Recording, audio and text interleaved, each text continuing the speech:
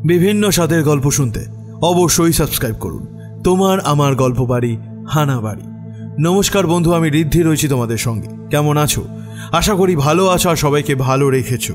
এই 10,000 স্পেশাল গল্প উৎসবে আজকে ৪র্থতম গল্প। আজকের গল্প শুভজিৎ মল্লিকের কলমে নরক্ষুধা। আজকে গল্প পাঠে মিমো।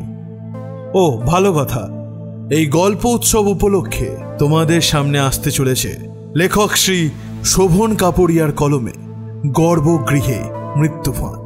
খুব তাড়াতাড়ি আসছে। চলো এবার তাহলে গল্পটা শুনে নেওয়া যাক।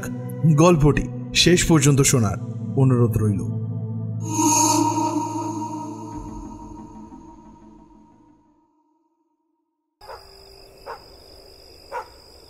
এখন মধ্যরাত।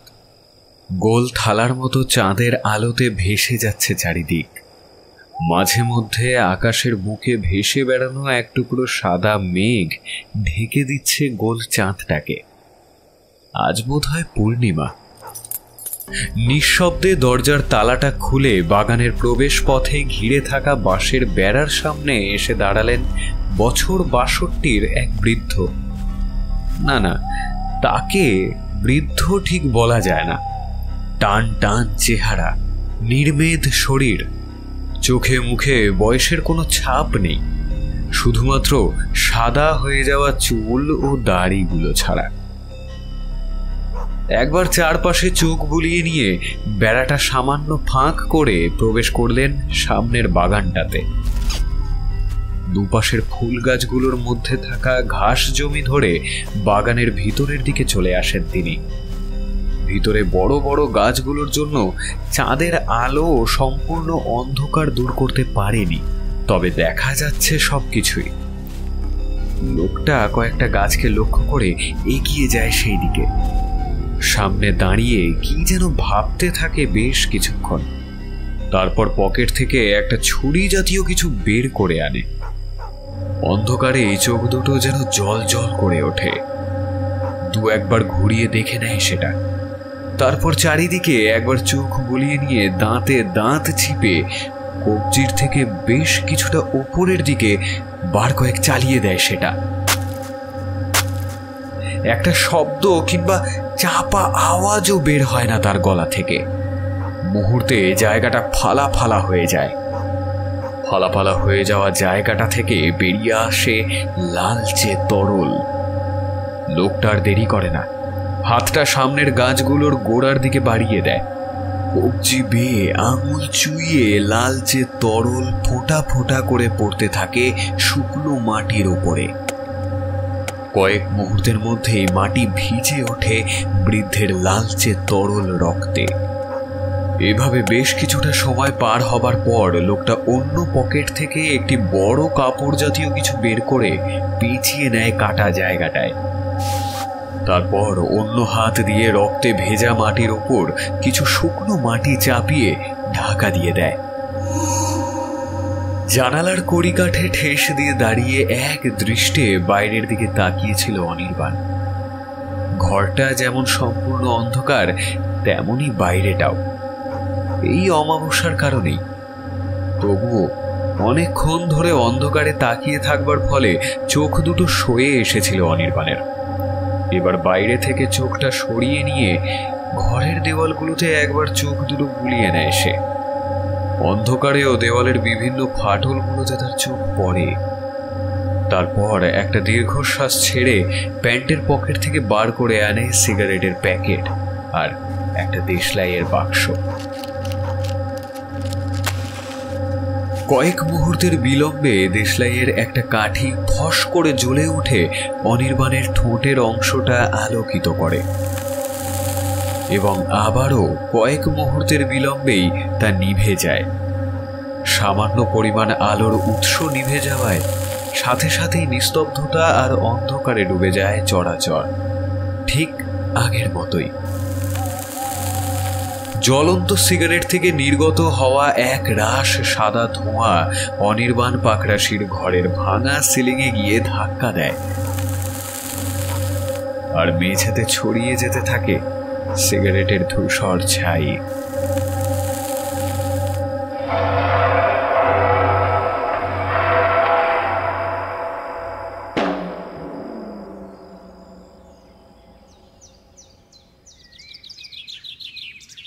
দাদান, দাদান, ওগুলো কি গাছ? বছর দশেকের ছেলেটা দরজার পাশে ঠেস দিয়ে রাখা প্লাস্টিক আর খবরের কাগজে মোড়ানো কিছু গাছের চারার দিকে আঙুল দেখিয়ে কৌতূহলী স্বরে জিজ্ঞেস করে প্রণব বাবুকে। প্রণব বাবু এতক্ষণ খবরের কাগজে মুখ ঢেকে খবর পড়ছিলেন। এবার খবরের কাগজটা সরিয়ে স্মিত হেসে উত্তর দেন, ওগুলো এক প্রজাতির পাহাড়ি গাছ দাদু ভাই। এবার প্রণববাবুর পাশে রাখা চৌকি থেকে অঙ্ক কষা ছেড়ে ছেলেটা নেমে পড়ে মেঝেতে। চারা গাছগুলোর অনেকটা কাছে গিয়ে ভালো করে দেখে। পিছন থেকে প্রণববাবু সাবধানী স্বরে বলেন, গাছগুলোতে একদম হাত দেবে না দাদু ভাই, কেমন? দূর থেকে দেখবে। আচ্ছা দাদান। তার মনে হয় অন্য সব চারা গাছের থেকে এগুলো কেমন যেন আলাদা। দাদান অন্য সময় যে চারা গাছগুলো নিয়ে আসে সেগুলোর সাথে এই চারা গাছগুলোর মিল খুঁজে পায় না বছর দশেকের ছেলেটি। আগের থেকে আরো একটু কাছে এসে চোখ বড় বড় করে অবাক চোখে দেখতে থাকে সেগুলোকে। এমন সময় রান্নাঘর থেকে মায়ের গলার আওয়াজ পায় সে। বাবু, সকালে দেওয়া অঙ্কগুলো এখনো শেষ করিসনি কিন্তু। আমার রান্না শেষ হবার আগে যেন শেষ হয়ে যায়। হ্যাঁ মা, এক্ষুনি গিয়ে শেষ করছি। গাছগুলোর থেকে দৃষ্টি না সরিয়েই উত্তর দেয় ছেলেটা। প্রণব পাকরাশি পেশায় উকিল আর নেশায় গাছ পাগল। না না, শুধু গাছ পাগল নয়, বলা ভালো প্রকৃতি প্রেমী। বাড়ির সামনে এবং পিছনে অনেকটা জায়গা নিয়ে গড়ে তুলেছেন নিজের সাধের বাগান। কি নেই সেখানে! ছোট ছোট মরশুমি ফুলের গাছ থেকে শুরু করে আম কাঁঠালের মতো বড় বড় গাছ। এই পাগলামও তার ছেলে অর্থাৎ অর্ণব পাকরাশির মধ্যেও আছে কিছুটা, আর এখন সেটা তার নাতি অনি অর্থাৎ অনির্বাণ পাকরাশির মধ্যেও ধীরে ধীরে বেড়ে উঠছে। প্রবাদ আছে, রক্ত কথা বলে। তাই রক্তের মাধ্যমে বংশ পরম্পরায় সঞ্চারিত হচ্ছে গাছেদের প্রতি এই ভালোবাসা। প্রণববাবু যেখানেই ঘুরতে যান সেখানকার স্থানীয় দু একটা গাছের চারা বাড়ির জন্য নিয়েই আসেন। তারপর সেগুলোকে বাড়ির সামনের বড় বাগানে রোপণ করেন। যদিও সব চারা বাঁচে না, তবুও তিনি শেষ অবধি চেষ্টা চালিয়ে যান। এবারেও তার অন্যথা হয়নি। বেশ কয়েকদিনের জন্য তিনি দার্জিলিংয়ের এক গ্রামে ঘুরতে গিয়েছিলেন, আর সেখানে থেকেই এই চারা গাছগুলো নিয়ে এসেছেন যত্ন করে। তিনি জানেন ওগুলো এই পরিবেশে নিজেদের মানিয়ে নিতে পারবে না, তবুও তিনি চেষ্টা করবেন। সেই উদ্দেশ্যেই খুব সাবধানে চারা গাছগুলোকে হাতে করে নিয়ে নেমে আসেন বাড়ির সামনের বাগানটাতে।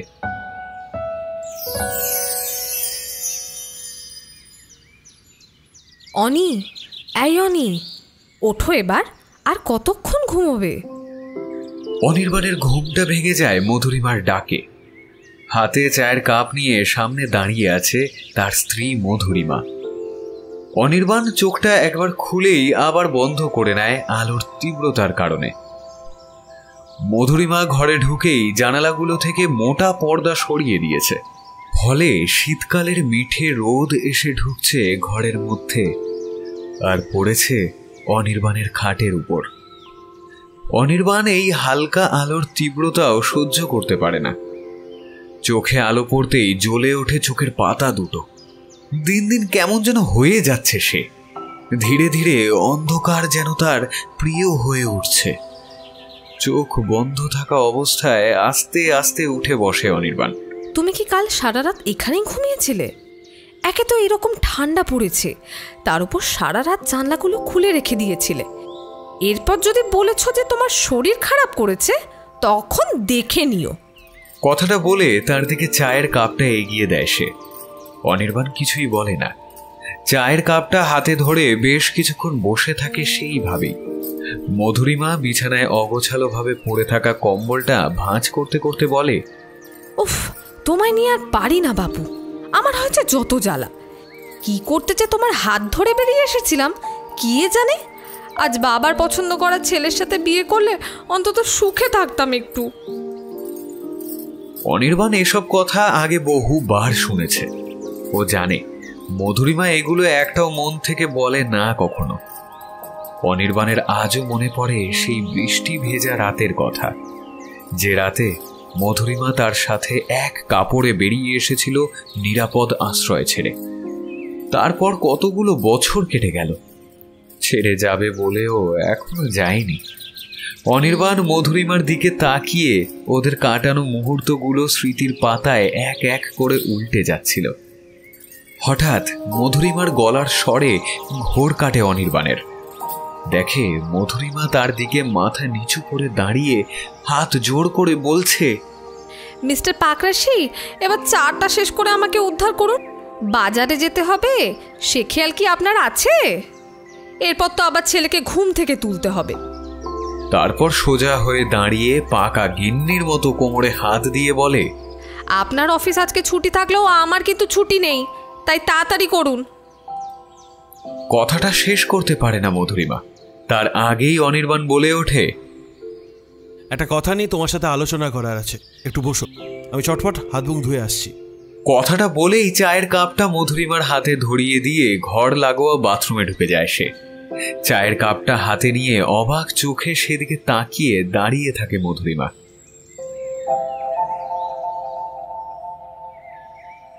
দার্জিলিং থেকে আনা গাছগুলো বোধহয় আমাদের পরিবেশে মানিয়ে নিচ্ছে বৌমা। খাওয়া থামিয়ে কথাটা বলেন প্রণববাবু। বেশ উৎসুক লাগছে তাকে, চোখে মুখে আলাদা একটা প্রশান্তি খেলা করছে। বোধহয় পাহাড়ি চারা গাছগুলো এই পরিবেশে একটু একটু করে মানিয়ে নিচ্ছে বলেই। কথাটা শুনে স্মিত হাসি হেসে সৃজনী বলে, সবই আপনার পরিচর্যার ফল বাবা। যেভাবে সারা দিন ওদের পিছনে সময় দিয়ে যাচ্ছেন, তাতে না মানিয়ে নিয়ে আর ওরা যায় কোথায়? ব্যাপারটা সেরকম নয় বৌমা। আগেও তো কত পাহাড়ি গাছ এনে লাগিয়েছি এই বাগানের মাটিতে, বেশিরভাগই তো বাঁচল না, কিন্তু অদ্ভুতভাবে এটা বেঁচে গেল। তবে এখনো কিছু নিশ্চিতভাবে বলা যাবে না, আরো কিছুদিন যাক, তারপর। টেবিলের একপাশে বসে মা আর দাদানের সাথেই খাচ্ছিল অনি। মুখের মধ্যে একদলা ভাত নিয়ে প্রণববাবুর দিকে তাকিয়ে জিজ্ঞেস করে, দাঁড়ান, ওই গাছটার নাম কি গো? সেদিন তো নামটা বললেন না। প্রণববাবু কিছু বলার আগেই সৃজনী কিছুটা ধমক দিয়ে বলে ওঠেন, অনি, তোমাকে না কতবার বলেছি মুখে খাবার নিয়ে কোনো কথা বলবে না। আগে মুখের খাবারটা শেষ করো, তারপর কথা বলবে। আহ বৌমা, ওকে বকাবকি করো না। বাচ্চাদের এই বয়সে এইরকম কৌতূহল থাকা ভালো। কথাটা বলে তিনি অনির দিকে ফিরে বলেন, দাদু ভাই, আমি নিজেও জানি না গাছটার কি নাম। আমি দার্জিলিংয়ে যে গেস্ট হাউসে ছিলাম তার পাশের জঙ্গল থেকেই নিয়ে এসেছি। তাহলে এগুলো কি কোনো জংলি গাছ বাবা? পুরোপুরি জঙ্গলি না, যতদূর দেখলাম ওখানে এই গাছ বেশ বড় হয় এবং এতে এক ধরনের ফুল হয়। ভীষণ মিষ্টি গন্ধ সেই ফুলের, যেন সাদা এবং গোলাপি রঙের মিশ্রণ। আমি নিজে দেখেছি সেই ফুল। গেস্ট হাউসের কেয়ারটেকার হরনাথ দাই তো চিনিয়ে দিল চারা গাছগুলো, কিন্তু এই গাছে একটা সমস্যা আছে। ওখানকার ম্যানেজারই বলছিল আসার আগের দিন।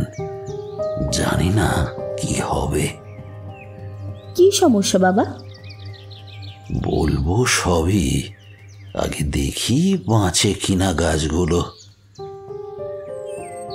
বাইরের দিকে তাকিয়ে কথাগুলো বলল প্রণববাবু। দাঁড়ান, কবে হবে সেই ফুল? আমি আমার স্কুলের বন্ধুদের দেখাবো। অনির কথাটা শুনে বাইরের থেকে দৃষ্টি ফিরিয়ে অনির দিকে ঘাড় ঘুরিয়ে খানিকটা হেসে প্রণব পাকরাশি বলেন, হবে দাদু ভাই, ঠিক হবে। এখন তুমি ঝটপট খেয়ে নাও তো দেখি।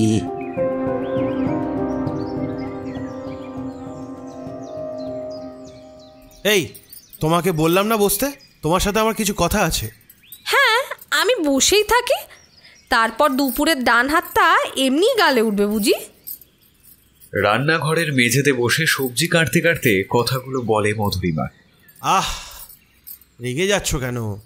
যা বলার বলতে থাকো, কান একেবারে খোলা আছে, আমি শুনতে পাচ্ছি সব। এবার কিছুটা প্রস্তুতি নিয়ে নেয় অনির্বাণ। বেশ কয়েকবার দাড়িতে হাত বুলিয়ে নেয় সে। তারপর বেশ খানিকক্ষণ গলা খাঁকড়ে চুপ করে দাঁড়িয়ে থাকে, মনে মনে সাজাতে থাকে তার কথাগুলো। আচ্ছা শোনো, এবার বলছি। মধুরিমা এবার বাসনগুলো ধুতে ধুতে বলে, আধ ঘন্টা আগেই বলেছি অনি, কান খোলা আছে, শুনতে পাচ্ছি, বলে যাও। বলছি, অমিয়বাবু একটা প্রস্তাব দিয়েছেন। এবার হাতের বাসনটা নামিয়ে রেখে অবাক দৃষ্টিতে তার দিকে তাকিয়ে বলে, অমিয় বাবু মানে আমাদের অমিয় সান্যাল? প্রমোটারি করে তো? হ্যাঁ, উনি। উনি আবার তোমাকে কি প্রস্তাব দিল? অনির্বাণ কিছু একটা বলতেই যাচ্ছিল, তার আগেই মধুরিমা আবার বলে ওঠে, এই, তুমি কিন্তু ওইসব ব্যবসাতে একদম নামবে না, আগে থেকেই বলে রাখলাম আমি। আরে না না, উনি বলছিলেন আমাদের জমিতে একটা কমপ্লেক্স মতো করবে। বেশ মোটা অঙ্কের টাকা অফার করেছেন উনি, সাথে আমাদের দুটো ফ্ল্যাটও দেবেন। এবারে আগের থেকেও বেশ খানিকটা অবাক হয় মধুরিমা। শাড়ির আঁচলটা কোমরে গুঁজতে গুঁজতে বলেন, এই, তোমার মাথা ঠিক আছে তো? অনির্বাণ ঠোঁট উল্টিয়ে বলে, মাথা ঠিক থাকবে না কেন? এ বাবা, মাথা ঠিক থাকলে সকালবেলা আর এসব বলতে না। আরে তুমি ব্যাপারটা বুঝতে পারছো না। আমি সব বুঝেছি, তোমার মাথাটা না একেবারে গিয়েছে। তোমার ঠাকুরদাদার বাবাই বাড়িটা তৈরি করেছিলেন, বাড়ির চারপাশের বাগানটা তোমার ঠাকুরদার নিজে হাতে যত্ন করে তৈরি করেছিল। ওই বড় বড় গাছগুলো তোমার দাদুর শেষ চিহ্ন। তুমিই তো বলো অনি, তুমি তোমার পূর্বপুরুষের স্মৃতি নষ্ট করে দেবে ওই কটা টাকার জন্য? মধু, বোঝার চেষ্টা করো, স্মৃতি দিয়ে কিছু হয় না। ছেলেটা বড় হচ্ছে, আর তাছাড়া এত বড় বাড়ি মেনটেন করা আমার পক্ষে সম্ভব হচ্ছে না। আজ বিকালেই অমেয়বাবু আসবেন কথা বলতে। তোমার যা ইচ্ছা তুমি তাই করো, আমি এর মধ্যে নেই। আর তুমি তো বলতে অনি, ওই গাছগুলোকে তুমি বড্ড ভালোবাসো, আর সম্পূর্ণভাবে গাছগুলো যখন নিশ্চিহ্ন হয়ে যাবে ভালো লাগবে তো? অনির্বাণ কিছু বলে না, একটা দীর্ঘশ্বাস ছেড়ে জানালা দিয়ে বাইরে বড় গাছগুলির দিকে তাকিয়ে থাকে।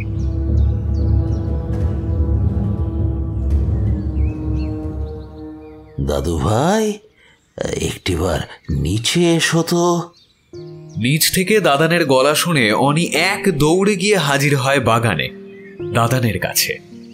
প্রণববাবুকে বলে দিতে হয় না কারণটা। অনি বাগানের ভিতরে এসেই বুঝতে পেরেছে কি ঘটেছে বাগানে। সারা বাগান জুড়ে একটা মিষ্টি সুগন্ধ ম করছে। সামনে তাকিয়ে অনি দেখতে পায় কিছুদিন আগে লাগানো পাহাড়ি চারা গাছগুলো বেশ খানিকটা বড় হয়েছে, তাতে ফুল ধরেছে, আর ফুলগুলো হাওয়ার তালে তালে মাথা দুলিয়ে তাদের উপস্থিতি জানান দিচ্ছে। অনি আর দেরি করে না, ছুট লাগায় দোতলার রান্নাঘরের দিকে মায়ের কাছে। রান্নাঘরের সামনে গিয়ে হাঁপাতে থাকে অনি। সৃজনী ওভেনে বসানো তরকারি খুন্তির সাহায্যে নাড়তে নাড়তে অনির দিকে তাকিয়ে বলে, এরকম হাঁপাচ্ছিস কেন রে? কি হয়েছে? মা মা শিগগিরই বাগানে চলো, দাদানের নিয়ে আসা গাছগুলোতে ফুল ধরেছে। অনির কথাগুলো কিছুটা জড়িয়ে যায়। সৃজনী আর অপেক্ষা করে না, কোনো মতে অর্ধেক হওয়া তরকারিটা ঢাকা দিয়ে ছেলের সাথে সোজা হাজির হয় বাড়ির সামনের বাগানটাতে। সৃজনীকে আসতে দেখে প্রণববাবু উৎসাহিত হয়ে চিৎকার করে বলে, কি বৌমা, বলেছিলাম না এবারের গাছগুলো হয়তো বেঁচে যাবে। দেখো দেখো, শুধু মানিয়ে নিয়েই ক্ষান্ত হয়নি, রীতিমতো ফুল দিয়েছে। সৃজনী কিছু বলতে পারে না, একটা স্মিত হাসি দিয়ে মুগ্ধ দৃষ্টিতে তাকিয়ে থাকে সামনের সাদা আর গোলাপি রং মিশ্রিত পাহাড়ি ফুলগুলোর দিকে। সকালের রোদ পড়ে পাপড়িগুলো আরো বেশি উজ্জ্বল হয়ে উঠেছে। এরই সাথে একটা মিষ্টি গন্ধ সৃজনীর নাকে ধাক্কা দেয়। বেশ খানিকটা বাতাস সে বুক ভরে টেনে নেয় গন্ধটা আরো ভালোভাবে অনুভব করার জন্য। কিন্তু এত কিছুর মধ্যে সৃজনী কিংবা অনি কেউই প্রণব বাবুর হাতের দিকে একবারও খেয়াল করলো না। খেয়াল করলে দেখতো পাঞ্জাবির হাতাটার নিচে ঢাকা পড়ে যাওয়া ব্যান্ডেজটা এখনো কিছুটা ভিজে আছে তারই তাজা রক্তে।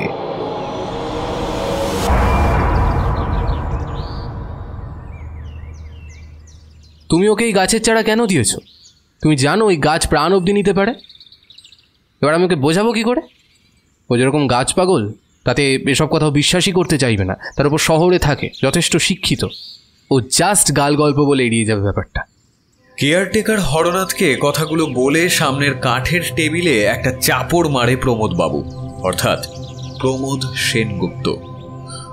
মণিকর্ণিকা গেস্ট হাউসের ম্যানেজার তিনি। সাথে সাথে একটা দরজা খোলার মৃদু আওয়াজ পান তিনি। দরজায় এসে দাঁড়িয়েছে প্রণব পাকরাশি, তার ছোট্টবেলার বন্ধু এবং বর্তমানে তার দ্বারা পরিচালিত এই গেস্ট হাউসের একমাত্র অতিথি। ঘরে ঢুকে প্রণব পাকরাশি সিগারেটের প্যাকেটটা প্রমোদ বাবুর দিকে এগিয়ে দিয়ে জিজ্ঞেস করেন, কি রে, এত রেগে আছিস কেন? কিছু হয়েছে নাকি? তারপর হরনাথের দিকে তাকিয়ে বলে, কি হরনাথদা, আবার কি ভুল করলে? হরনাথ কোনো উত্তর দেয় না, মাথা নিচু করে দাঁড়িয়ে থাকে চুপচাপ। এবার প্রমোদবাবু বাড়িয়ে দেওয়া সিগারেটের প্যাকেট থেকে একটা সিগারেট বের করে নিয়ে হরনাথের উদ্দেশ্যে বলে, আমাদের জন্য একটু চায়ের ব্যবস্থা করো তো।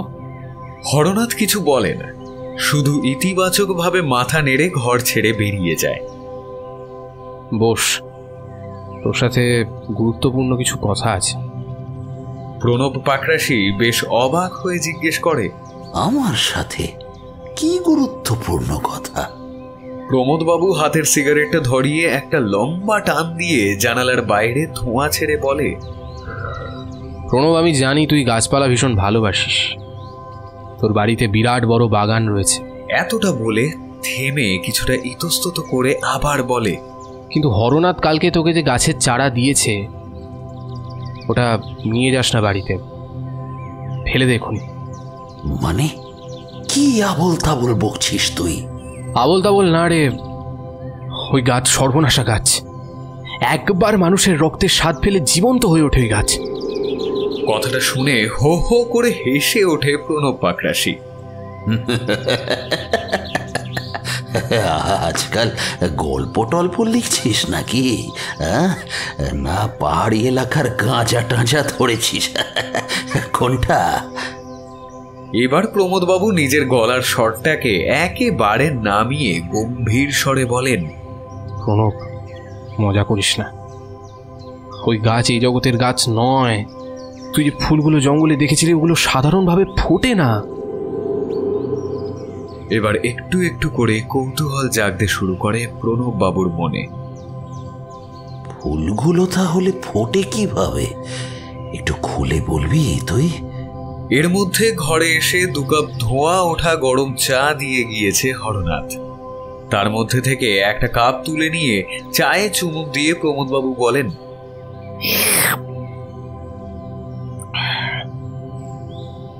শুনবি তুই চিকিৎসা? তুই তো শহরের লোক, এসবে বিশ্বাস করবি না। শুনবি তুই?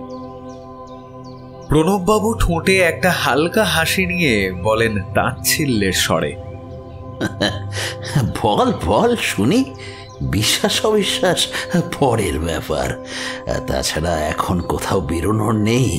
ঘরে বসে বোর হওয়ার থেকে ভালো একটু অন্য জগতের ফুলের কিস্সাই শুনি না হয়। মুহূর্তে ঘরে উপস্থিত অন্য ব্যক্তির মুখে এক অন্ধকার ছায়া ঘনিয়ে আসলো। গলার স্বরটাকে আগের মতো গম্ভীর রেখেই সে বলতে শুরু করে, তখন আমি সদ্য এখানে চাকরিতে জয়েন করেছি। কম বয়স, গায়ের গরম রক্ত টকবক করে ফুটছে। প্রায় দিনই কোনো রকমে ডিউটি তাড়াতাড়ি করে শেষ করে ছুটতাম ওই জঙ্গলের দিকে। জঙ্গল বলা ভুল, তখন ওটা আমার কাছে স্বর্গের মতো মনে হতো। চারদিকে সবুজ আর সবুজ, হাজার অজানা পাখির কিচিরমিচির বাকি পোকার ডাক, বন্যজন্তুর ভয় সব আমার কাছে আনন্দের একমাত্র উৎস হিসেবে বিবেচিত হতে লাগলো। যাই হোক, যা বলছিলাম, তখনকার যে ম্যানেজার ছিল হরভজন তালুকদার, মানে আমি যার কাছ থেকে কাজ শিখেছি, সে বারবার নিষেধ করেছিল ওই জঙ্গলে না যেতে। এবার কে শোনে কার কথা? একে তো ওই বয়স, তার ওপর জঙ্গল। তোর থেকেই এই গাছপালার নেশা পেয়েছিলাম আমি, মনে আছে? মনে আছে, হ্যাঁ। তো একদিন নাইট শিফটের ডিউটি শেষ করে সকাল সকাল বেরিয়ে পড়লাম জঙ্গলে। প্ল্যান ছিল বিকেলের মধ্যে আবার ফিরে আসবো, রাতে আবার ডিউটি আছে। যেদিন আমাদের নাইট ডিউটি থাকতো সেদিন মজাই মজা। মেন গেট তালা বন্ধ করে স্টোর রুমে টান টান ঘুম। কালে ভদ্রে কোনো ট্যুরিস্ট এসে প্রয়োজন পড়লে থাকতো। তো যাই হোক, প্ল্যানটা যেমন করেছিলাম তেমনটা হলো না, হলো ঠিক তার উল্টো।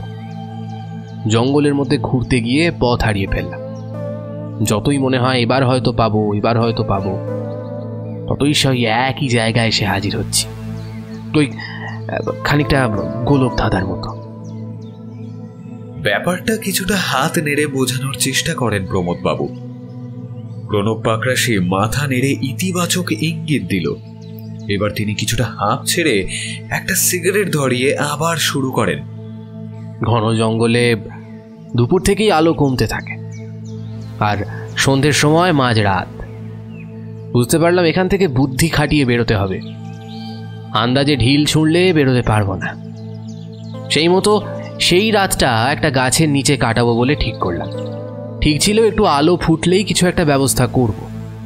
সারা রাত মশার কামড় খেয়ে ভোর রাতে চোখটা কখন লেগে এসেছিল বুঝতে পারিনি। ঘুম ভাঙল হরভজন বাবুর ডাকে।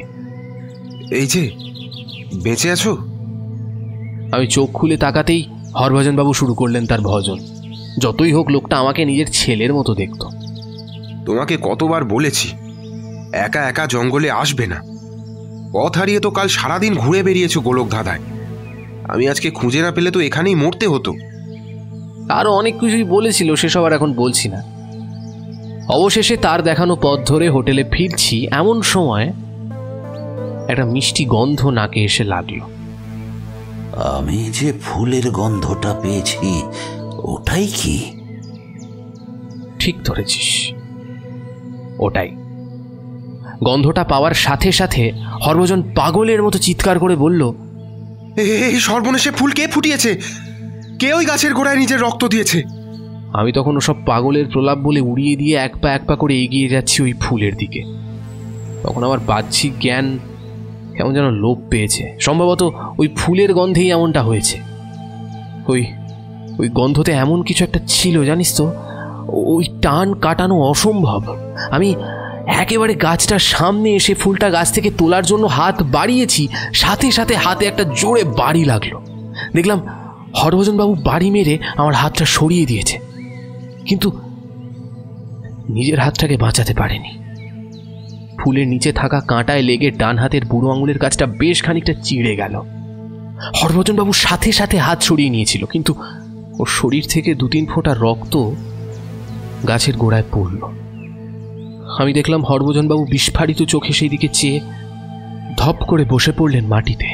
তারপর কিছুটা ধাতস্থ হয়ে উঠে দাঁড়িয়ে আমাকে বললেন, চলো, যা ক্ষতি হবার তা আমার হয়ে গিয়েছে। তুই বিশ্বাস করবি না, ওনার গলার স্বরে ওরকম শীতলতা আমি আগে কখনো অনুভব করিনি, যেন উনি পৃথিবীর সব মায়া ত্যাগ করে দিয়েছেন মুহূর্তের মধ্যে। আমি আজও বুঝতে পারলাম না ওইটুকু ছোট্ট কাঁটাতে অতটা চামড়া চিড়ে যায় কিভাবে। এই পর্যন্ত বলে থামলেন প্রমোদবাবু। তারপর একটা দীর্ঘশ্বাস ছেড়ে বাইরের দিকে চেয়ে রইলেন। প্রণব পাকরাশি এবার নিজে একটা সিগারেট ধরিয়ে বলল, বেশ ইন্টারেস্টিং তো। তারপর কি ঘটলো? তারপর বেশ কয়েক সপ্তাহ বেঁচে ছিল মানুষটা, কিন্তু একটা অদ্ভুত পরিবর্তন এসেছিল ওর মধ্যে। কি পরিবর্তন? প্রণব পাকরাশি কৌতূহলী স্বরে জিজ্ঞেস করে তাকে। সে টেবিলে রাখা সিগারেটের প্যাকেট থেকে একটা সিগারেট বার করে হাতে নিয়ে বলল, তারপর থেকে হরভজনবাবু রোজ বিকেলে নিয়ম করে একবার জঙ্গলে যেত, আবার সন্ধে নামার আগে ফিরে আসতো।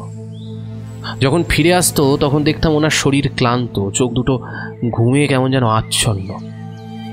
ঘোরের মধ্যে থাকতেন, মাঝে মধ্যে কী সব বকতেন বিড়বিড় করে, ঠিকমতো খাওয়া দাওয়া করতেন না। এভাবে চলতে চলতে ওনার শরীর ভেঙে পড়েছিল, হাত পায়ের রং ফ্যাকাশে হয়ে গিয়েছিল, চোখগুলো কোটরে বসে গিয়েছিল, হাসি খুশি মানুষটা কেমন যেন খিটখিটে হয়ে গিয়েছিল। এতটুকু বলে আবারও থামে প্রমোদবাবু। প্রণব পাকরাশির মনে হয় ঘরের বাতাস কেমন যেন ভারী হয়ে গিয়েছে, বুকের উপর চাপ ধরেছে, তার একটা অস্বস্তি ভাব ঘিরে ধরছে প্রণববাবুকে। এই অস্বস্তি ভাবটা কাটাতেই সোজা হয়ে বসে এবং জোরে শ্বাস টেনে বলে, তারপর তারপর কি হয়েছিল ওনার? কথাটা বলে প্রণববাবুকে দেখল। প্রমোদবাবুর মুখে জড়ো হয়েছে এক রাশ আতঙ্ক। কাঁপা কাঁপা গলায় তিনি বললেন, তারপর একদিন সকালে ডিউটিতে আসছে না দেখে ওনার ঘরে গিয়ে ডাকাডাকি করতে থাকি আমরা। অনেকক্ষণ ডাকাডাকি করার পরও যখন দরজা খোলে না, তখন দরজা ভেঙে তার মৃতদেহ উদ্ধার করা হয়। বিছানার ওপর পড়েছিল দেহটা, মুখটা সাদা ফ্যাকাশে। জানিস, ডাক্তার পোস্টমর্টম করে কি জানিয়েছিল আমাদের, মানে কোন কারণে ওনার মৃত্যু হয়েছে? কি জানিয়েছিল মানে কোন কারণে ওর মৃত্যু হয়েছে? এবার কয়েক মুহূর্ত কাঠের ঘরটায় একটা নিস্তব্ধতা খেলে যায়। প্রমোদবাবু ধীরে ধীরে এগিয়ে আসতে থাকেন প্রণব পাকরাশির সোফার দিকে। তারপর এক সময় একদম কাছে এসে তার মুখের একদম সামনে নিজের মুখটা নিয়ে গিয়ে গলার স্বর পূর্বের মতো খাদে নামিয়ে উত্তর দেয়, রক্ত শূন্যতা। সারা শরীরে এক ফোঁটাও রক্ত অবশিষ্ট ছিল না হরভজন বাবুর। হঠাৎ করেই প্রণব পাকরাশির একটু যেন বেশি শীত লাগতে শুরু করে। ঠোঁটের পাতা দুটো তীর তীর করে কাঁপছে। প্রমোদবাবু ওর সামনে থেকে মুখটা সরিয়ে নিয়ে এসে সামনের একটা সোফাতে এলিয়ে দেয় নিজের শরীরটা। তারপর চোখ বন্ধ করে আবার বলতে শুরু করে, এখনো চোখ বন্ধ করলে ওই রক্তশূন্য মুখটা ভেসে ওঠে। ওর আত্মীয় স্বজন বলতে আমরাই ছিলাম। কাছের একটা শ্মশানে দাহ করে আমরা ফিরে আসছি, এমন সময় হঠাৎ স্থানীয় এক বয়স্ক লোক আমাকে ডেকে এক অদ্ভুত কথা জিজ্ঞেস করলো। এর মধ্যে জঙ্গলে গিয়ে ওনার দেহ থেকে রক্ত বেরিয়েছিল নাকি? আমি কেমন যেন হতবাক হয়ে গেলাম। অবাক হয়ে জিজ্ঞেস করলাম, কেন বলুন তো? যতটুকু জিজ্ঞেস করছি ততটুকু জবাব দাও। লোকটার গলায় কিছু একটা বিরক্তি ফুটে উঠল। লোকটাকে দেখে বাকিদের থেকে শিক্ষিত বলে মনে হচ্ছিল। চোখে মুখে পাহাড়ের ছাপ থাকলেও স্পষ্ট বাংলায় আগের কথাগুলো বললেন। আমি কথা না বাড়িয়ে সোজাসুজি উত্তর দিলাম, হ্যাঁ, একটা ফুলের কাঁটায় ওনার হাতের আঙুলের কিছুটা জায়গা ছড়ে গিয়েছিল। কথাটা শুনে লোকটা কেমন যেন উত্তেজিত হয়ে উঠল। উত্তেজিত কণ্ঠেই বলল, আমি ঠিকই ধরেছি, আমি জানতাম। কি জানতেন? ও প্রতিদিন বিকালে জঙ্গলে যেত না? হ্যাঁ, বলো বিকালেই যেত তো? হ্যাঁ, কিন্তু আপনি এসব শুনছেন কেন? লোকটা আমার প্রশ্নটা শুনতে পেল কিনা জানি না, তবে আমার সাথে যে কজন ছিল তাদের দিকে আঙুল তুলে নির্দেশের ভঙ্গিতে নাচিয়ে ফ্যাস ফ্যাসে স্বরে বলল, ওই যে তোমরা সবাই সাবধান হয়ে যাও, ও জঙ্গলে আর যেও না। ও ফুল অনেক দিন পর আবার মানুষের রক্তের স্বাদ পেয়েছে, তাই পুরো মানুষটাকেই নিয়ে নিল। আর ও ফুল ফুটেছে মানে আগেও একটা মানুষকেও গাছ নিয়েছে। মানুষের রক্ত গাছের গোড়ায় না পড়লে ও গাছে ফুল হয় না। সাবধান, খুব সাবধান। মানে একটু খুলে বলুন। লোকটা আগের মতোই ফ্যাস ফ্যাসে গলায় বলে চলল, ও গাছ হচ্ছে একটা মানুষকে খুব আগের মতো। মানুষকে খুব আগ, যেমন একেবারে মানুষের রক্তের স্বাদ পেলে আর অন্য কোনো শিকার করে না মানুষ শিকার ছাড়া, ঠিক তেমনই ওই গাছ। ঠিক ভুলিয়ে ভালিয়ে নিয়ে যাবে একের পর এক মানুষকে, তারপর তাদের দেহ থেকে রক্তপাত করিয়ে একটা আমোঘ আকর্ষণে বেঁধে ফেলবে। ও টান কাটানো যায় না, যদি গোটা একটা মানুষকে ওই গাছ নিজের মধ্যে টেনে নেয় তবে, না হলে নয়। ততক্ষণ পর্যন্ত একটা টান থেকেই যাবে।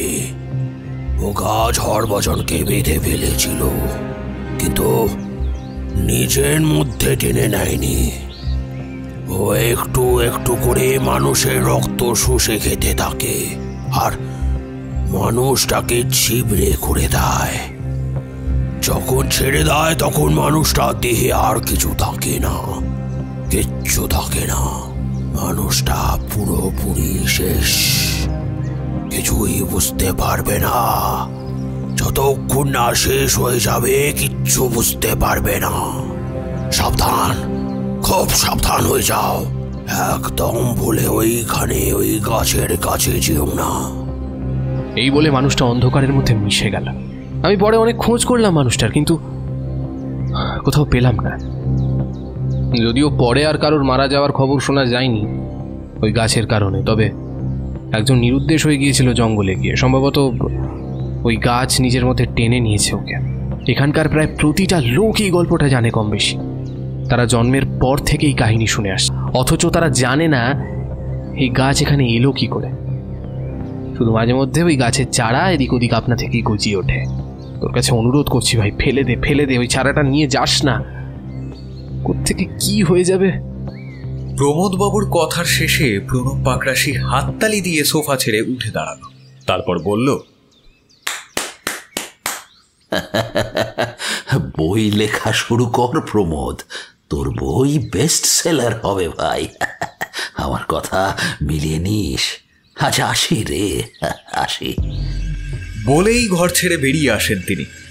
ঘর ছেড়ে বেরোতেই প্রমোদ সেনগুপ্তর মুখে ফুটে ওঠে একটা পাগলাটে হাসি। তিনি হয়তো বুঝতে পেরেছেন ওই সদ্যজাত চারা গাছগুলো কোনো মানুষের তাজা গরম রক্ত শুষে নেবার প্রস্তুতি নিচ্ছে।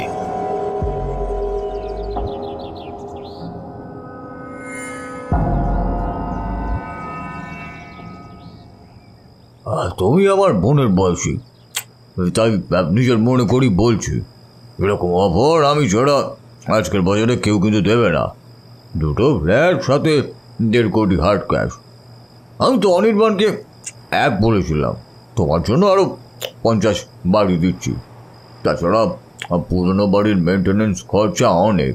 এদিকে তোমাদের ছেলেও বড় হচ্ছে, ওরও তো একটা ভবিষ্যৎ আছে নাকি।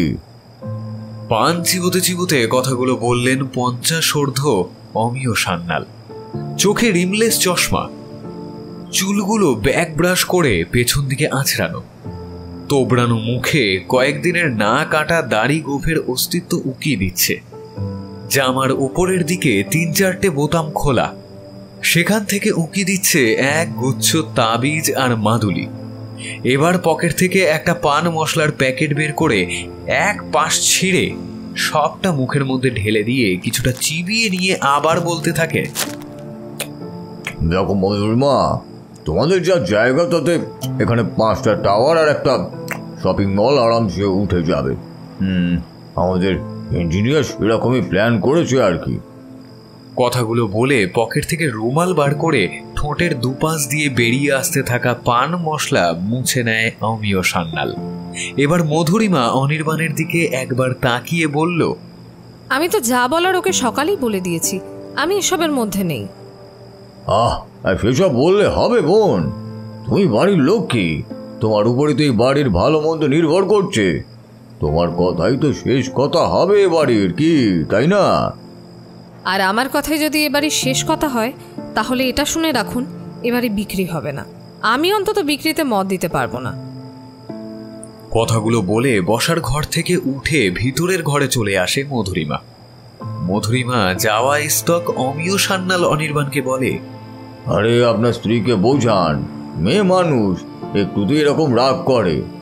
এতদিনে সাজানো বাড়ি ভেঙে ফেলতে চাইলে প্রথমে তো একটু নাকচ করবেই। বোঝান বোঝান, ভালো করে বোঝান। এই বাজারে এত ফেসিলিটি কেই বা দেবে আপনাদের? আমি আপনাকে কাল রাতে আবার ফোন করব। কাল রাতের মধ্যেই ফাইনাল দেবেন, ঠিক আছে? পরশু কিছু টাকা পেমেন্ট করে কাজে লেগে পড়বো। আজ আছি তাহলে, কেমন? অনির্বাণ কিছু বলে না, শুধু ইতিবাচক ভঙ্গিতে ঘাড়টা নাড়ায় একবার। মধু, একটু ভাবো ঠান্ডা মাথায়, এত বড় সুযোগ সত্যি তুমি হাতছাড়া করবে?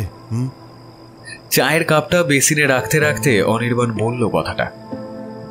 আমার যা বলার তো আমি আগেই বলে দিয়েছি অনি। বাবার রাজপ্রাসাদের মতো বাড়ি ছেড়ে তোমার হাত ধরে একমাত্র তোমাকে ভরসা করে আমি এক কাপড়ে বাড়ি ছেড়ে বেরিয়ে এসেছিলাম। এবার তুমি আমাকে কোথায় রাখবে সেটা তুমিই জানো। তুমি ফুটপাতে রাখলেও আমি থাকতে পারবো, তুমি ফ্ল্যাটে থাকলেও আমি থাকতে পারবো, আবার এই বাড়িতে রাখলেও আমি থাকতে পারবো। কথাগুলো শেষ করে হাতের উল্টো পিঠ দিয়ে চোখের কোণে জমা জলটা মুছে নেয় মধুরিমা।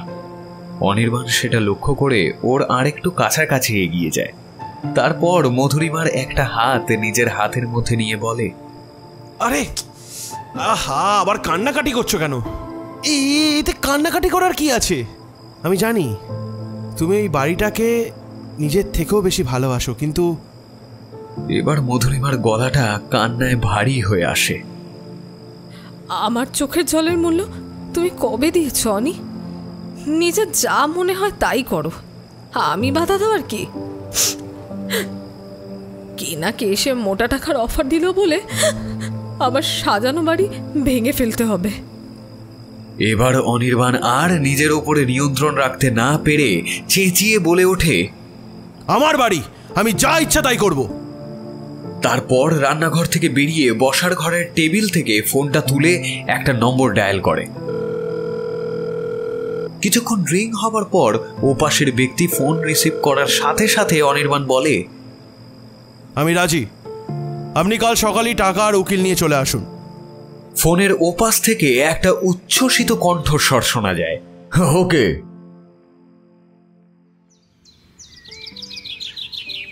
বাবাকে দেখছি না যে আজ বাবা ওঠেনি এখনো।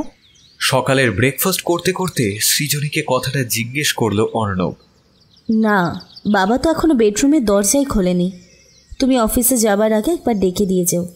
সে আমি ডেকে দিচ্ছি না হয়, কিন্তু এত বেলা অবধি বাবা তো ঘুমোয় না। শরীর খারাপ হলো নাকি? দাঁড়াও তো, আমি একবার দেখি। খেতে খেতে উঠে পড়ে অর্ণব। তারপর প্রণব বাবুর রুমের সামনে গিয়ে বেশ কয়েকবার দরজা ধাক্কা দেয়, সাথে বেশ কয়েকবার ডাকাডাকিও করে। অবশেষে যখন কোনো সাড়া শব্দ পাওয়া যায় না, তখন ঠিক হয় দরজা ভাঙার কথা। তারপর কয়েক মুহূর্তের অপেক্ষা, দরজা ভেঙে প্রবেশ করে অর্ণব এবং সৃজনী। ঘরের মেঝেতে পড়ে আছে প্রণব বাবুর দেহ, রক্তশূন্য মুখ, বিস্ফারিত চোখ। মৃত্যুর আগে কিছু দেখে কি ভয় পেয়েছিলেন প্রণব বাবু? অর্ণব প্রথমে হতভম্ব হয়ে গেলেও নিজেকে কিছুটা সামলে নিয়ে ফোন করে ওদের ফ্যামিলি ফিজিশিয়ান ডাক্তার গুপ্তকে। ডাক্তার গুপ্ত এসে পর্যবেক্ষণ করে ঘোষণা করেন প্রণব পাকরাশি মৃত। মৃত্যুর কারণ হিসেবে জানায় রক্তশূন্যতা। কিন্তু হঠাৎ রক্তশূন্যতা কেন তা কেউ বুঝতে পারে না। অবশেষে পাঞ্জাবির হাতার নিচে কবজির উপরে বেশ খানিকটা জায়গা জুড়ে অসংখ্য কাটা দাগ দেখতে পায় তারা, যেন ব্লেড জাতীয় কিছু দিয়ে বারবার চেরা হয়েছে জায়গাটায় কেমন যেন পচন ধরে গিয়েছে, গিজগিজ করছে শুকনো রক্ত। শেষ অবধি ধরে নেওয়া হয় মানসিক অবসাদে ভুগছিলেন প্রণববাবু। তারপর পুলিশের হস্তক্ষেপে পোস্টমর্টম করে অবশেষে দাহ।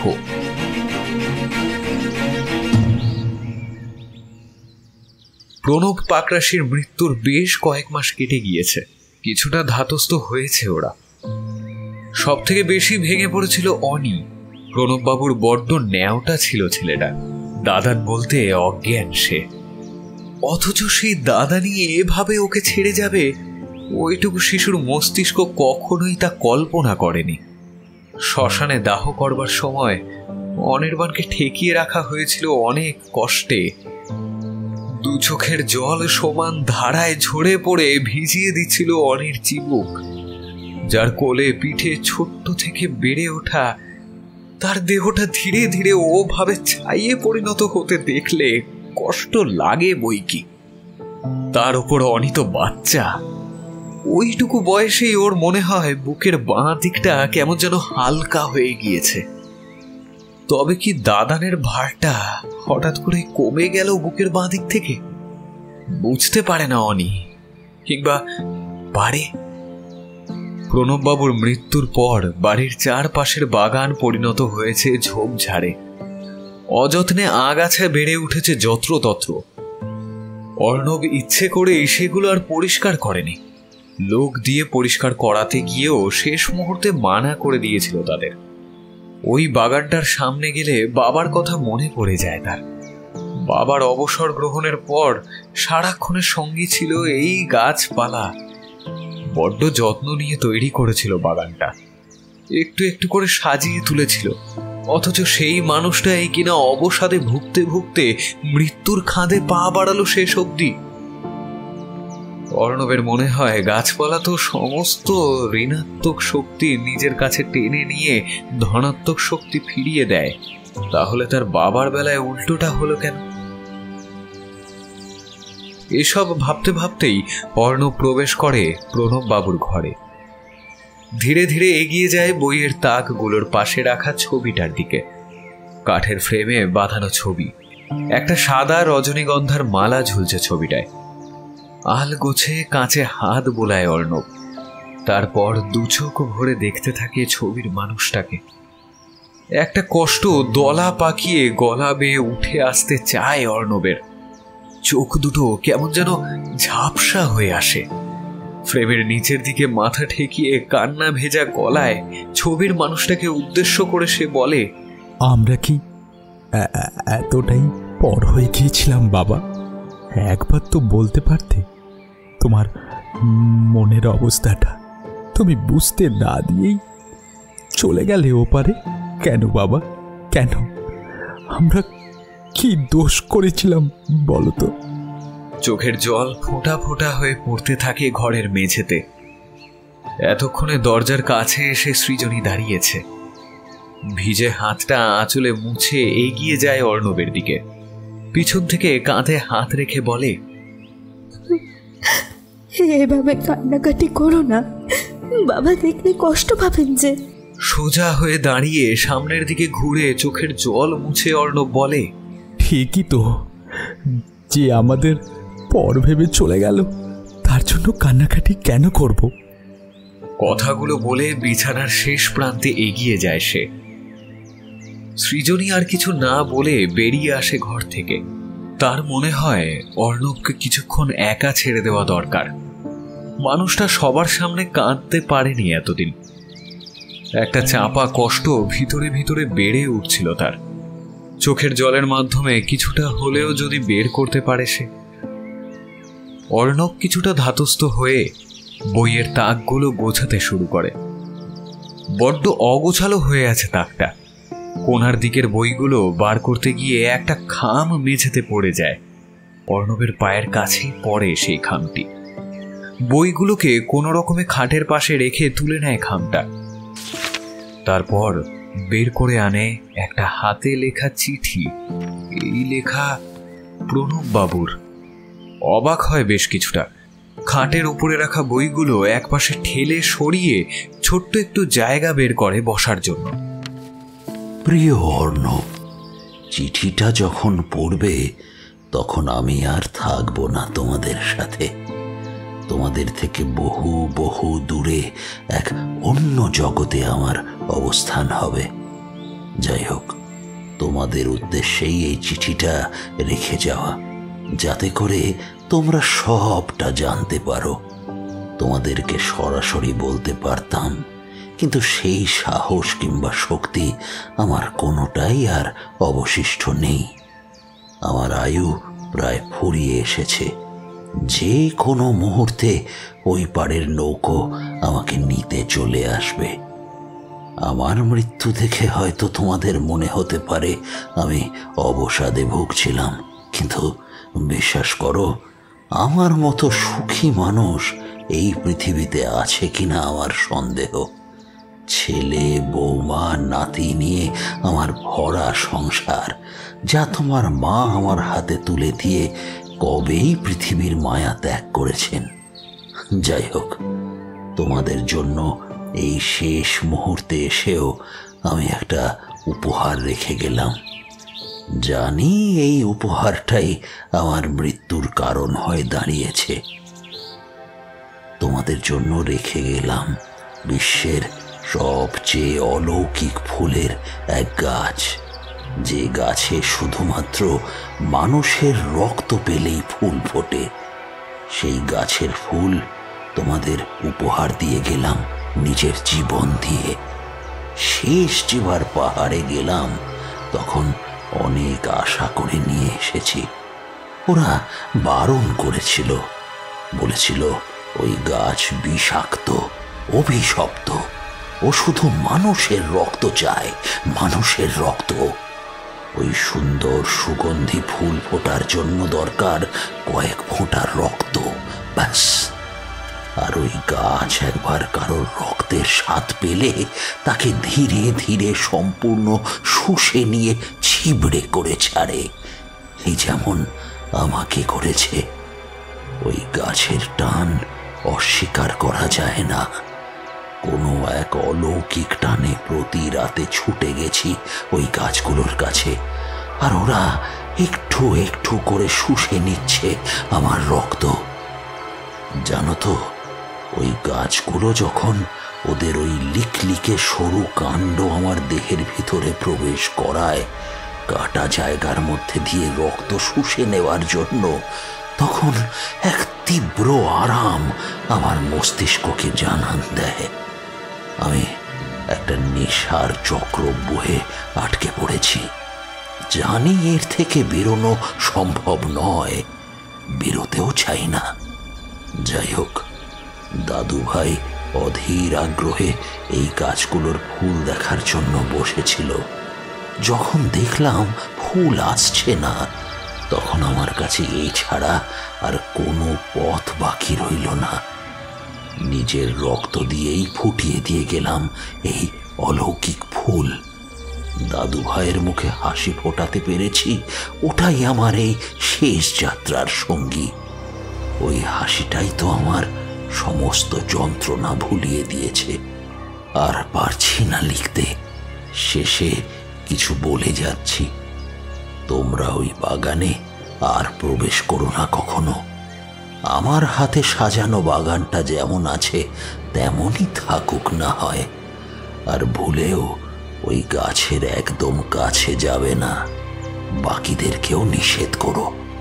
দাদু ভাইকে সামলে রেখো, ওকে মানুষের মতো মানুষ করো। আজ এখানেই শেষ করছি। ভালোবাসা নিও। ইতি প্রণব পাকড়াশি, 10/9/2001। চিঠি পড়ে অর্ণব হতভম্ব হয়ে যায়। বুঝতে পারে তার বাবা মৃত্যুর আগে এই চিঠি তার উদ্দেশ্যে লিখে রেখে গিয়েছে। চিঠিটা এক পাশে রেখে মাথাটা নিচু করে চুলগুলো খামচে ধরে অর্ণব। বুঝতে পারে না এসব কিছু, কেমন যেন বোধগম্য হারিয়ে গিয়েছে তার। কেমন যেন সবকিছু গুলিয়ে যাচ্ছে ওর। একটু আগে তৈরি হওয়া কষ্টের জায়গা দখল করেছে একটা রাগ এসে। সবকিছু ছাপিয়ে ওর মনে হয় ওর বাবার মৃত্যুর জন্য দায়ী ওই পাহাড়ি গাছগুলো, ওই জঙ্গলি ফুলগুলো। তার বাবার উপরেও কেমন যেন অভিমান হয় তার। না না, সে এখন এসব কিচ্ছু ভাবতে পারছে না। ওই গাছগুলোকে শেষ করতে হবে, উপড়ে ফেলবে ও। ওর বাবার মৃত্যুর জন্য দায়ী ওরা। আর এক মুহূর্ত দেরি না করে নিচে নেমে আসে অর্ণব। তারপর সিঁড়ির নিচ থেকে একটা কুঠার হাতে নিয়ে বাগানের সামনেটায় এসে হাজির হয় সৃজনী এবং অনির্বাণের অলক্ষ্যে। সামনে বেড়ে ওঠা আগাছাগুলোকে কোনো মতে সরিয়ে ভেতরে প্রবেশ করতে থাকে। তারপর ওই গাছগুলোকে খুঁজে খুঁজে কোপ মারতে থাকে গাছগুলোর গায়ে আর গোড়ায়। চারা গাছগুলো এত তাড়াতাড়ি মহিরু হতে পরিণত হয়েছে তা খেয়াল করে না অর্ণব। পাগলের মতো দিক বিদিক জ্ঞান শূন্য হয়ে চারিপাশে ছুটতে থাকে আর এক একটা করে কোপ বসাতে থাকে গাছগুলোর গায়ে। হঠাৎ কেমন যেন নিজের চারিদিকটা অন্ধকার অন্ধকার মনে হয় তার। আর তারপরেই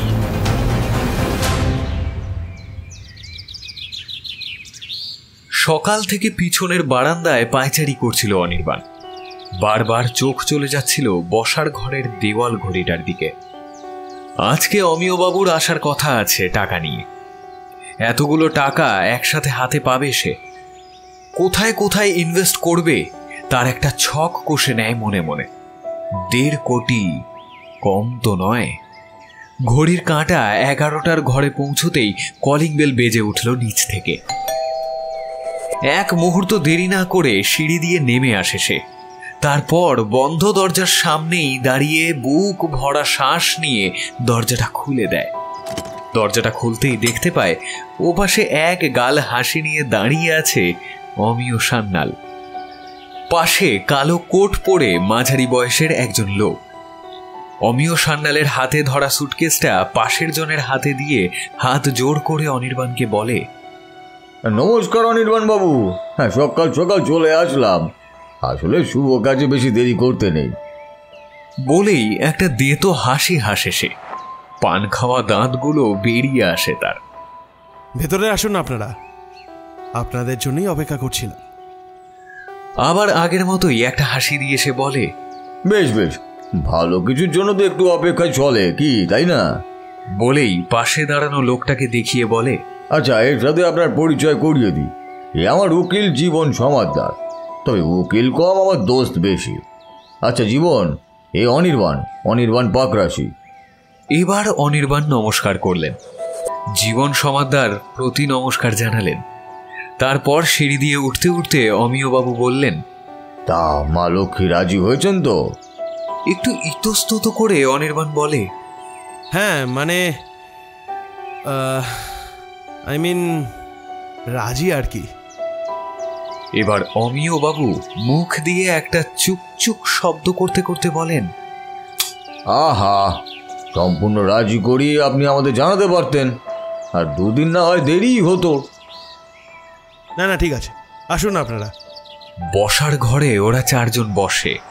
অনির্বাণ, মধুরিমা, অমিয়বাবু এবং অমিয়বাবুর উকিল জীবন সমাদ্দার। মধুরিমা প্রথমে থাকতে না চাইলেও কিছুটা অনির্বাণের জোড়াজুড়িতেই এসেছে সে। এবার জীবন সমাদ্দার তার ব্যাগ থেকে কিছু কাগজ বের করে এগিয়ে দেয় অনির্বাণের দিকে। অনির্বাণ সেগুলোকে হাতে নিয়ে পাতা উল্টিয়ে বিভিন্ন লেখা দেখতে থাকে। দেখা শেষ হবার পর বলে, কোথায় কোথায় সাইন করতে হবে জীবনবাবু? এবার জীবন সমাদ্দার টেবিলের ওপর কিছুটা ঝুঁকে কাগজগুলো নিজের দিকে টেনে নিয়ে নির্দিষ্ট কিছু জায়গা দেখাতে দেখাতে বলে, ওই জায়গাগুলোতে আপনি আর অমিয় দুজনেই সই করবেন। সই সাবুদ হবার পর অমিয় সান্যাল পাশে থাকা সুটকেসটা তুলে নিয়ে অনির্বাণের দিকে বাড়িয়ে ধরে বলে, কংগ্রাচুলেশন মিস্টার অ্যান্ড মিসেস বাকরাশি। এই নিন আপনাদের টাকা। পুরো 1 কোটি হার্ড ক্যাশ আছে, গুনে নিন। বলে একটা বড় সুটকেস এগিয়ে দেয় ওদের দিকে। তারপর একটু হেসে জীবন সমাদ্দারকে দেখিয়ে বলে, ওর পেপারের বাকি কাজ শেষ হলে বাকি 50ও পেয়ে যাবে। আর সব টাওয়ারগুলো হয়ে গেলে 2টো ফ্ল্যাটের চাবি। এই অমিয় সান্যাল কথা দিয়ে কথা রাখতে জানে, এই বলে দিল। কেউ জানুক না জানুক, উপরওয়ালার সাক্ষী আছে। অমিয় সান্যাল কাউকে ঠকিয়ে কোনো কাজ করে না, সবার প্রাপ্য সবাইকেই মিটিয়ে দেয়। কথাগুলো শুনে স্মিত হাসে অনির্বাণ। অনেক ধন্যবাদ দাদা। আচ্ছা, আজ থেকে কি কাজ শুরু করবে আপনাদের লোকজন?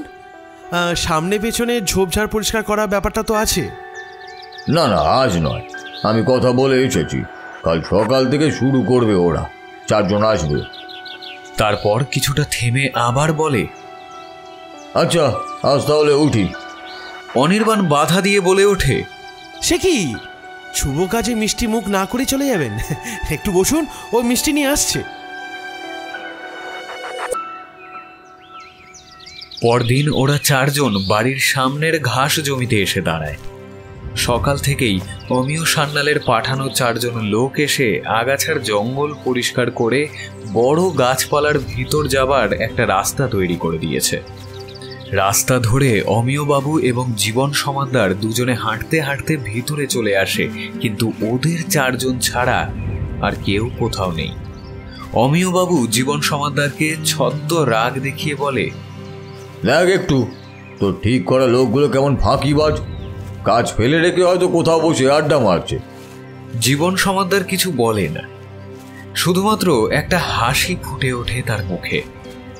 মধুরিমা আর অনির্বাণ বাইরে দাঁড়িয়ে শীতের মিঠে রোদ গায়ে মাখতে থাকে। বড় বড় গাছের নিচগুলো ছায়া দ্বারা আবৃত, স্যাঁতস্যাঁতে প্রকৃতির। বড় শীত করে এই সময় ছায়ায় গেলে।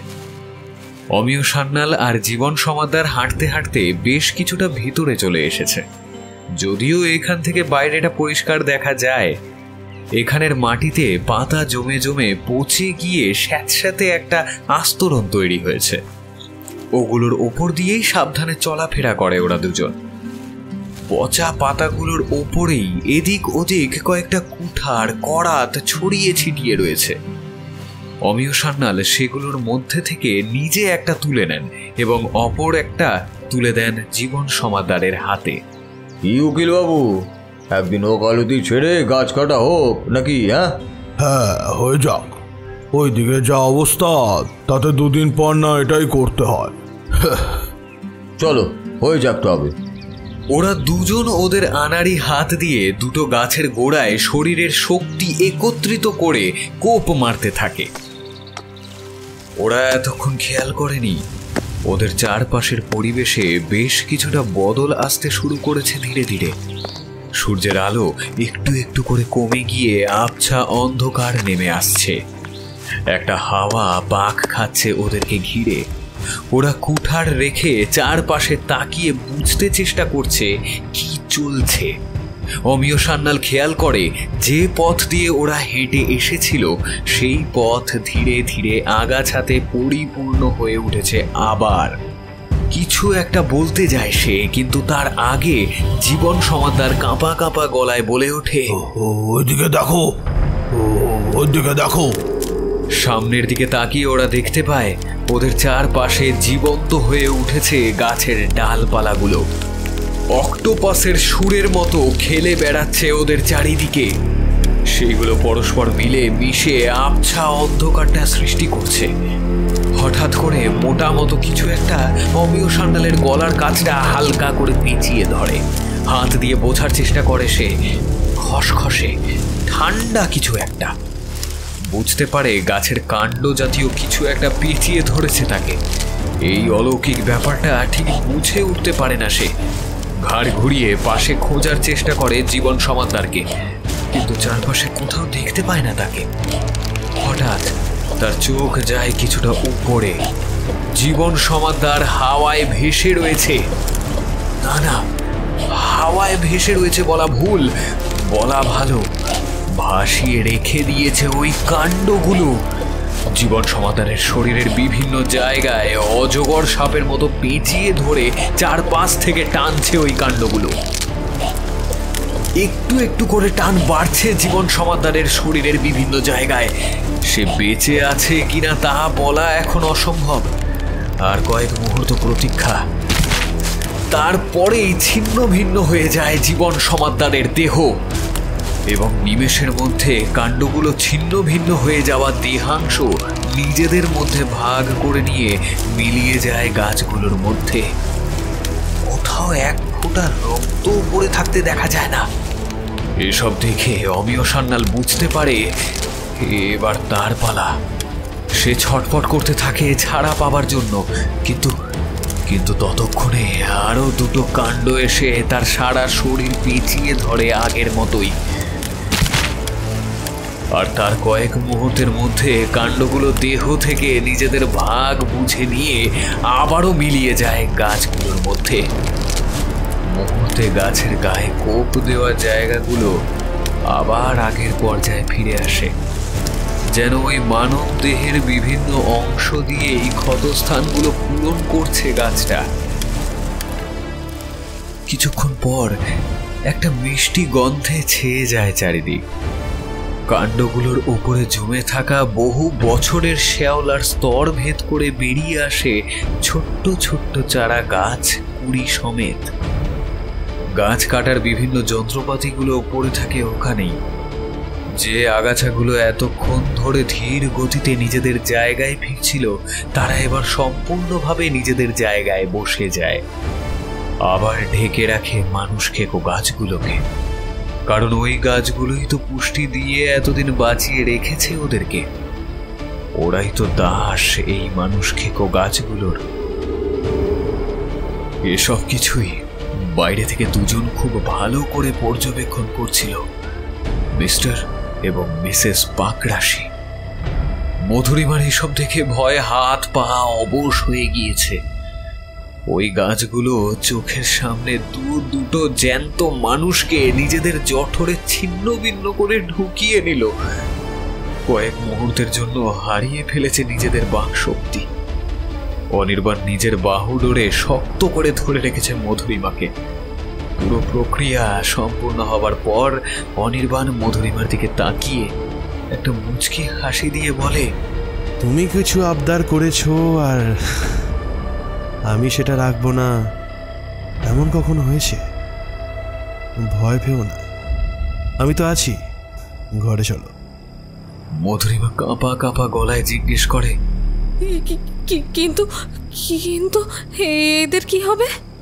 ঠোঁটে সেই মুচকি হাসিটা রেখেই অনির্বাণ বলে, কি আর হবে, আজ থেকে ওরা এই পৃথিবীর সব মানুষের কাছে নিখোঁজ। যেমন আমাদের আসার একটু আগেই নিখোঁজ হয়েছে ওই চারজন। কথাগুলো শুনে মধুরিমা বিস্ফারিত চোখে তাকিয়ে থাকে অনির্বাণের দিকে। অনির্বাণ জানতো এদের পরিণতি কি হবে, কারণ কেউ না দেখুক, কেউ না জানুক, কিন্তু সেদিনের সেই বছর দশেকের অনির্বাণ পাকরাশি ঘরের জানলা দিয়ে সবটা দেখেছিল। দেখেছিল তার বাবাকে, অর্থাৎ অর্ণব পাকরাশিকে ওই রাক্ষসে গাছ কিভাবে ছিন্ন ভিন্ন করে নিজেদের জঠরে টেনে নিচ্ছে।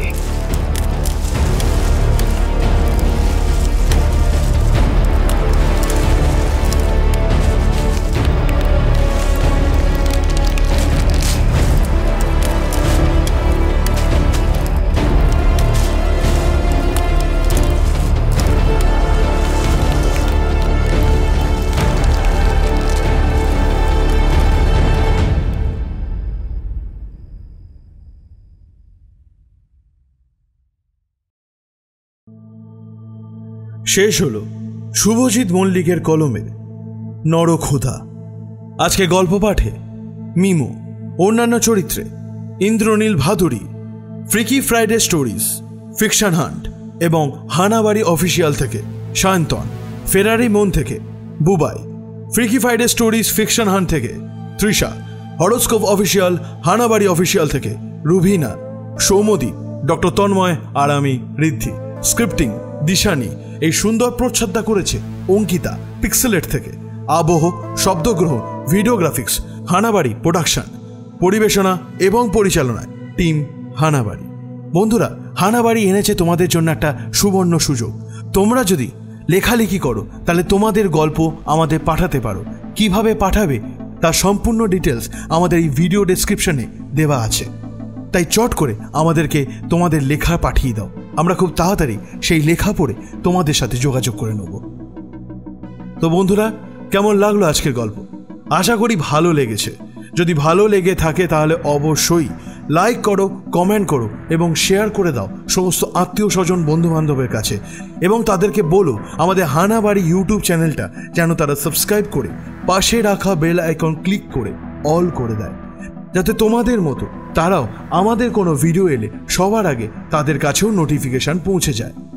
বন্ধুরা, আমরা দেখছি অনেকে তোমরা গল্প শুনছো, কমেন্ট করছো, লাইক করছো, কিন্তু সাবস্ক্রাইব করছো না। তাদেরকে বলি প্লিজ এই হানাবাড়ি চ্যানেলটা সাবস্ক্রাইব করে রেখো। তোমাদের এই সাবস্ক্রাইবটা আমাদের এগিয়ে যাবার শক্তি যোগায়। তাহলে বন্ধু, আজ এই পর্যন্ত। দেখা হচ্ছে পরবর্তী কোনো গল্পে। ততদিন ভালো থেকো, সুস্থ থেকো, হানাবাড়ির পাশে থেকো আর ভয় থেকো। শুভরাত্রি।